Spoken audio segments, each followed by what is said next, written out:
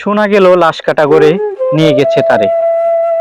কাল রাতে ফাল্গুনের রাতের আধারে যখন গিয়েছে ডুবে পঞ্চমীর চাঁদ, মরিবার হলো তার স্বাদ। বধূ শুয়েছিল পাশে, শিশুটিও ছিল। প্রেম ছিল, আশা ছিল জ্যোৎস্নাই, তবু সে দেখিল কোন ভূত।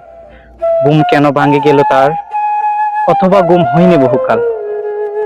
লাশ কাটা করে শুয়ে ঘুমায় আবার, এ ঘুম চেয়েছিল বুঝি, রক্ত ফেনা মাখা মুখে মড়কের ইঁদুরের মতো ঘাড় গুজি। আদার গুজির বুকে ঘুমায় আবার, কোনোদিন জাগিবে না আর, কোনোদিন জাগিবে না আর, জানিবার ঘাড় বেদনার অবিরাম, অবিরাম ভার সইবে না আর, এই কথা বলেছিল তার।